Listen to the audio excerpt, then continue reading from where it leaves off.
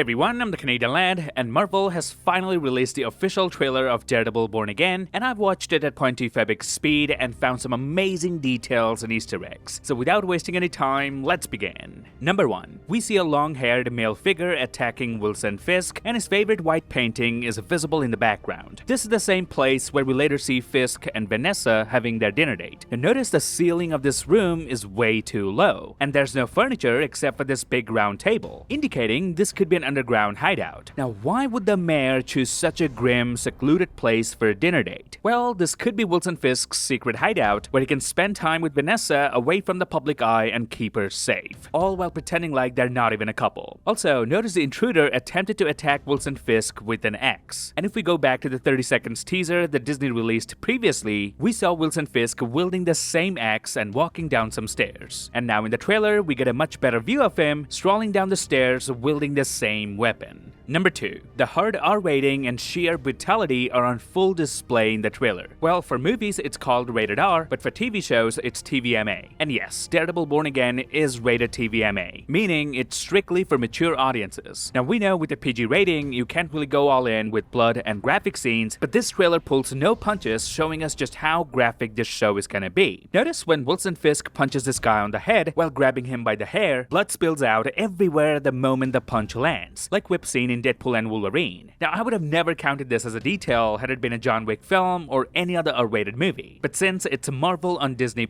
so you've got to give credit where credit is due. Marvel really knows how to cater to the fans, and they're not afraid to push the boundaries. They know what we want and they deliver. Number 3. In the original version of Daredevil Born Again, Matt was supposed to quit being a vigilante for almost the entire first season. But Marvel Studios quickly realized that was a stupid-ass decision and completely revamped the plot. However, it looks like Matt stepping away from his Daredevil persona will still be part of the story, but just in a smaller way.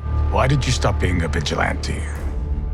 The line was crossed. Notice how Matt says that a line was crossed, and that's why he stopped being Daredevil, implying that someone important to him died and he feels responsible. And that's when we see the scene where Matt throws his mask. Now notice we can see blood splattered on the sidewalk and a body being carried on a gurney right beside it. Now the lack of urgency in how they're handling the body, it seems like this person is already dead. Now I've done some thorough investigation on putting together all of these scenes, and here's how I think they play out. Karen, Matt, and Foggy are hanging out at Josie's bar like they usually do. They decide to call it a night and head home. But then Bullseye shows up and attacks them. Matt quickly suits up as Daredevil and we get an intense fight between Daredevil and Bullseye, where they crash right through a window at the bar. But unfortunately, someone close to Matt gets killed during this fight. And that's when Matt, feeling broken, throws his cowl off the rooftop. And to support my theory, notice that the window glass at Josie's bar is missing when we see Daredevil throw the mask. And that's how I think this whole scene is going to go down. Now, one clever detail that I absolutely loved here is that the missing devil's horn on the scratched up cowl forms the letter D as in Daredevil. Number 4. We see Muse carrying an unconscious person on an abandoned railway track, and in the background we see an elevated train moving forward, meaning this shot of the elevated train that we see is not just a random shot from Hell's Kitchen. Muse's hideout is nearby. Now some could think this is Daredevil, but no, this is in fact Muse, as we can tell by the beanie and the boots. Muse probably abducted the civilian and is likely heading toward his hideout, and that's where Daredevil will later show up, where we see the same male figure lying unconscious on the table. Now just how dangerous is the villain Muse in the comics? Who's gonna be one of the main villains in this show? Well, he's a deranged serial killer who kidnaps countless victims, extracts their blood and uses it to paint twisted artworks. He mostly goes after corrupt judges, politicians, or cops. So this victim may be a corrupt police officer. But it gets worse. The victims that he kills, he arranges the bodies like they're doing everyday things, like watching TV, eating lunch, or fixing a tire. And he doesn't do it for fame or power. He does it because he genuinely thinks he's making the kind of art no one else could even imagine.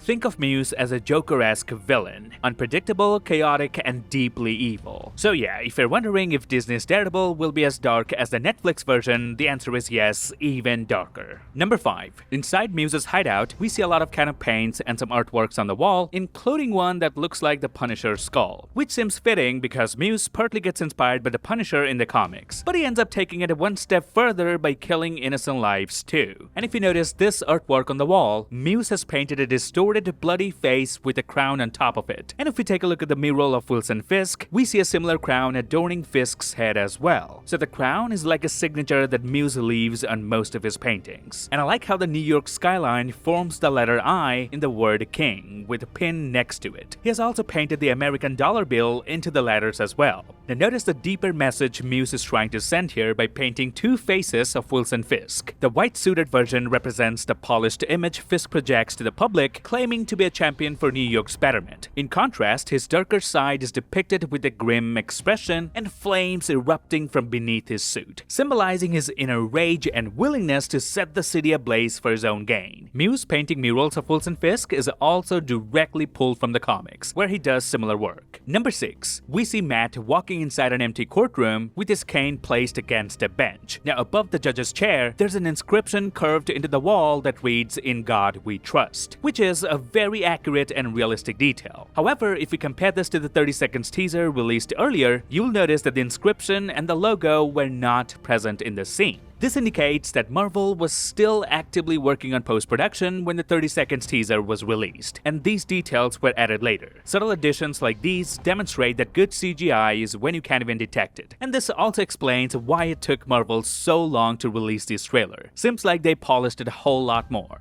Number 7. 5 armed robbers walk into the New York Mutual Bank ready to pull off a heist. But bad luck for them, Matt Murdock is in the building. One by one, he takes them down, and when this red-masked robber points his shotgun at him, Matt not only wipes the floor with him, but takes his red mask as well. And of course, this flying dropkick, breaking the bones of the robber while holding his cane is just, perfect. Then the trailer cleverly cuts from the robber's blood-curdling scream to Muse's eerie artwork where he painted a screaming human face bleeding from the eyes. Number 8. Muse's chair resembles the stars and stripes pattern of the American flag. This flag-adorned chair serves as a twisted throne, reflecting Muse's complex relationship with his country's ideals. It's a visual representation of Muse's warped sense of patriotism. Number 9. John Bernthal will reprise his role as Frank Castle, aka the Punisher. Here we see him rocking a full-grown beard, but in the teaser he has a clean-shaven face. So here's my theory. Matt Murdock's going to hit a roadblock, and will need Frank's help to handle it. That's when Matt will track him down, convincing him to step back into the game. And of course, Frank being Frank, he'll suit up and bring his signature brand of justice. Number 10. In this shot, we see Karen Page inside a courtroom looking absolutely pissed. And here's what I think might be happening here. Bullseye aka Poindexter is in the same room. So if this is happening after the bar scene, that would mean Bullseye got caught and is now facing trial for whoever he killed back there. Or, and here's another possibility, this could be before that, where Wilson Fisk has pulled some strings to get him out on bail or parole. And either one of those would explain why Karen's so angry. Because let's not forget, in season 3, Bullseye went on a killing spree right in front of Karen while chasing her. So she has got every reason to be fuming. Number 11. In this shot, we see 2 more unconscious individuals suspended by ropes. This is again straight out of the comics, where Muse uses chains to hang his victims from the ceiling and drain their blood. Blood that he later uses as paint for his twisted artwork. Number 12. Daredevil now has 5 different cowls, and each of them have their own individual suits. I like how the golden cowl is the most scratched one, considering that's the one we've recently seen him use in She-Hulk. We also catch a glimpse of White Tiger in the trailer, and if you're wondering who he is, his name in the comics is Hector Ayala, and he's the one throwing punches in the subway station. While his suit in the comics is entirely white, Marvel seems to have added some black accents for a fresh look. And that amulet you see around his neck, that's the source of his superhuman powers. The White Tiger mantle is later passed to his niece Angela Del Toro, the next White Tiger. Hector is also the first Puerto Rican superhero in comic history. In the comics, he gets framed for murder, and that's when Matt Murdock represents him in court.